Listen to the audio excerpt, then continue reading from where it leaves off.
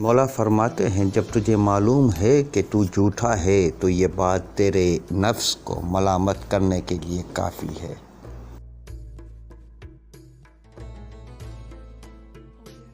مولا فرماتے ہیں وہ شخص بھی جھوٹا ہے جو ایمان کا دعویٰ کرتا ہے اور پھر دنیا کی حرص اور لالچ میں پڑ کر جھوٹی قسمیں کھاتا اور کھیل کے جھوٹے اسباب میں پڑتا ہے۔ مولا فرماتے ہیں جو تیرے فائدے کے لیے جھوٹی گواہی دیتا ہے وہ تیرے نقصان کے لیے بھی ضرور جھوٹی گواہی دے گا۔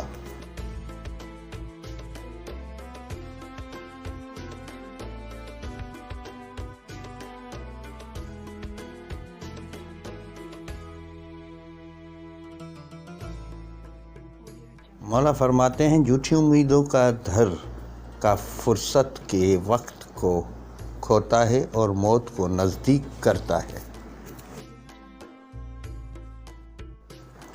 نادان کو اس کی جھوٹی امیدیں دھوکے میں ڈالتی ہیں پس اس سے نیک کام چھوٹ جاتے ہیں۔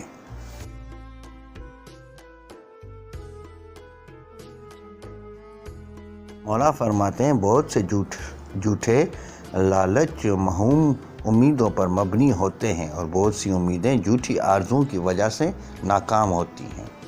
مولا فرماتے ہیں جھوٹے شخصوں میں خیر و خوبی کا نام نہیں اور جھوٹے علماء کو بھلائی سے کوئی کام نہیں۔ مولا فرماتے ہیں چغل خور جس کے پاس چغلی کھاتا ہے اس کے پاس جھوٹ بیان کرتا ہے اور جس کی نسبت کھاتا ہے اس پر ظلم کرتا ہے۔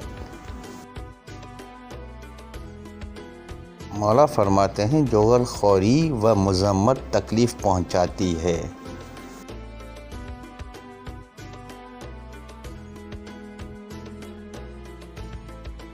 مولا فرماتے ہیں جو شخص چغل خوری کرتا ہے اس کا رشتہ دار اس سے لڑتے اور اجنبی لوگ اس سے دشمنی رکھتے ہیں۔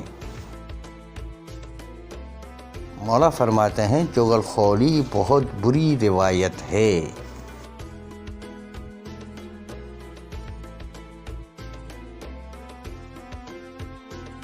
مولا فرماتے ہیں چغل خوری سے بچا رہے کہ اس میں دشمنی کینہ پیدا ہوتا ہے اور چغل خور اللہ اور لوگوں سے دور ہو جاتا ہے۔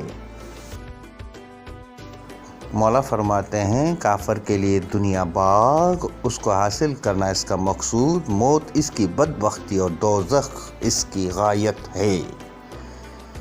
سلام سرکار قائم آل محمد، سلام سرکار قائم آل محمد، سلام سلام سلام۔